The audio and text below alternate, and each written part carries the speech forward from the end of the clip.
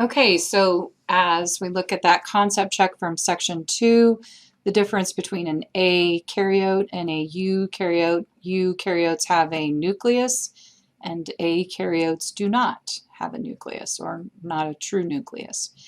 And true or false, microscopic organisms produce more oxygen than plants. We said that they produce 70% of the oxygen, so yes, they produce more oxygen, and that is a true statement. So section 3, we're going to look at the old and new ways that humans manipulate organisms, microorganisms for their use.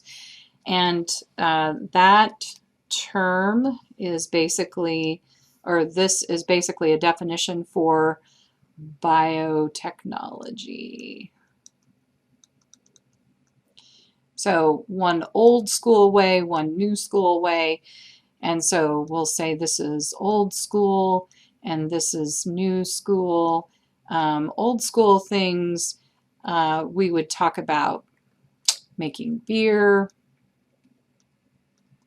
or making wine and using the microorganisms to make those things, using moldy bread to deal with a wound. So putting moldy bread on a wound. Making bread, all of these would be kind of considered biotechnology because we're using, humans are manipulating microorganisms for their own use.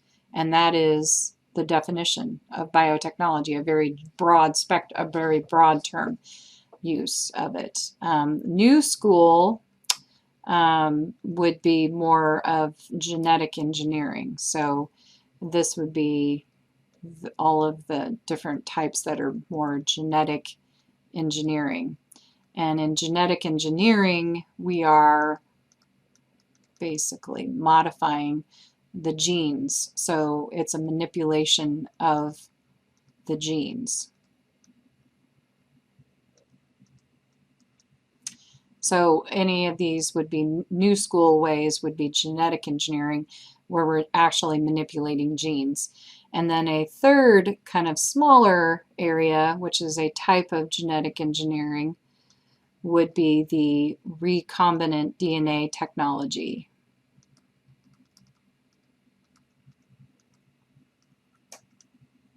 And another one that might fall into this category that would be just like a small circle now, but it may become a huge circle in the next 10 to 20 years, would be the CRISPR. So those would be manipulating of the genes. CRISPR is where you have like a find and replace. This is gene editing, and that is going to be a big area in the future, I have a feeling. And recombinant DNA technology puts two sets of genes together, and it's expressed in another organism. So you may have genes from bacteria and gene from a human, and you put them in the plasmid that is then inserted into an E. coli bacteria cell, and then the E. coli produces insulin, and or whatever it is that you're putting into the plasmid. So that's my Venn diagram discussion of biotechnology and kind of a way to introduce this section. So human uses they've been using microorganisms for thousands of years, maybe not even knowing that they were microorganisms before there was even an inkling of there are these microscopic organisms that exist. But humans have been using them for thousands of years. So yeast production in bread and wine and beer, those are all biotechnology, old school. And using fungi to make cheese and moldy bread. So these are all kind of the old school ways of manipulating microorganisms. So human uses of microorganisms also include biotechnology, like which again, to me, the definition of genetic or biotechnology is anytime you manipulate microorganisms for human use. But when you use it to make industrial products or to make products in an industrial setting, That to me is more biomanufacturing, and I attribute biotechnology to a broader definition. But in any case, to me, this is more of a biomanufacturing is the term here. And what you're seeing in these pictures that go along with this is biofuels. They're making algae, using algae to make lipids, which then can be converted into biofuel, which would be very nice if we had some of that right about now. And then these big vats are in a winery, so they are making wine. And so we need some of these things. Genetic engineering is manipulating the genetics, as I said earlier. Anytime you do that, it's a very broad term, and it's creating new products or genetically modified organisms. So this grapple here would be a GMO. You can see some of the others. There's lists of them on the web you can go and look up, but mostly if you see soy products, that's usually genetically modified.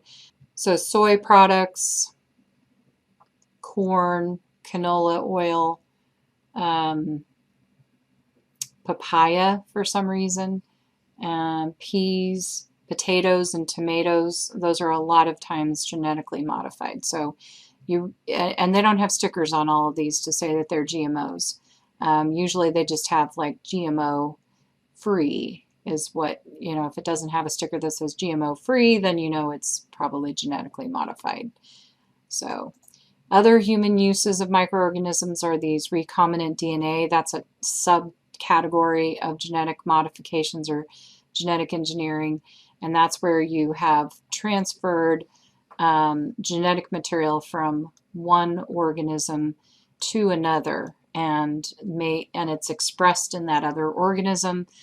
So you've deliberately altered the DNA. And so usually there's like a plasmid of some sort that they have inserted a piece of DNA from some other organism into, and then they put it into an E. coli cell, and that E. coli becomes a little biomanufacturing plant making whatever this product is. And then bioremediation is when they take they restore an environmental setting like an oil spill or a toxic waste Superfund site, and they'll introduce microbes to the environment, and it restores the stability or cleans up the toxic pollutants. So they've genetically modified bacteria and they spray it over some of these areas of an oil spill to help eat up the oil, to digest the oil, and to restore it to something that's not as toxic. So this picture is actually workers spraying the shore of Prince William Sound in Alaska after the Exxon Valdez oil spill in 1989. So our concept check is to name 3 products produced by genetically modified organisms that benefit humans. Describe 1 method of in which microbes are used for bioremediation. So think about that, and then come back and we'll talk about it and see what you came up with.